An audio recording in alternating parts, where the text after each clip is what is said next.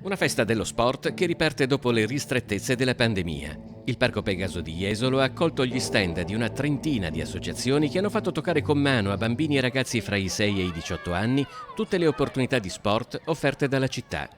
Una manifestazione divenuta oramai appuntamento fisso e che quest'anno è tornata nella sua forma originaria e non statica come nel 2020. La città di Jesolo ha circa 2000 atleti sotto le varie discipline e fare sport, lo dico, non mi stancherò mai di dirlo, a prescindere da grandi medagliere olimpico che abbiamo quest'anno, abbiamo veramente avuto un anno fantastico per le Olimpiadi, però fare anche un sport tranquillo, anche senza medaglie, vuol dire far crescere i ragazzi in forma sana, non solo nel fisico. Animata nella cerimonia iniziale dalla fanfara dei bersaglieri Leopoldo Pellas, la festa dello sport è stata anche l'occasione per premiare l'equipaggio della Caorlina Jesolana, vincitore della regata storica 2021, ed è stata arricchita tra gli altri dalla presenza di Igor Cassina, medaglia d'oro nella sbarra alle Olimpiadi di Atene del 2004. Ai genitori dico di mettere nella condizione i propri figli di poter sognare in grande. E mi hanno sempre detto: Igor, stai facendo fatica, nonostante le difficoltà, insegui quello per la quale ti piace e vedrai che ti realizzerai.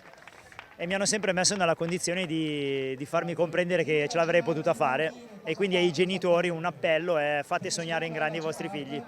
In un'estate d'oro per lo sport azzurro, molto applaudito Antonio Fantin, campione di nuoto paralimpico nei 100 metri stile libero ai Giochi Paralimpici di Tokyo, nonché 3 volte campione mondiale, 8 volte campione europeo, detentore di record mondiali ed europei sui 50 e 100 stile libero. Credo che lo sport sia fondamentale per il benessere non solo fisico ma soprattutto anche mentale, e che ti apra veramente un mondo proprio sotto questo aspetto. Quindi lo sport è vita e la vita è lo sport dal mio punto di vista, quindi auguro sicuramente che tanti giovani, tanti ragazzi possano avvicinarsi allo sport, e anche grazie all'estate incredibile che è stata per lo sport italiano.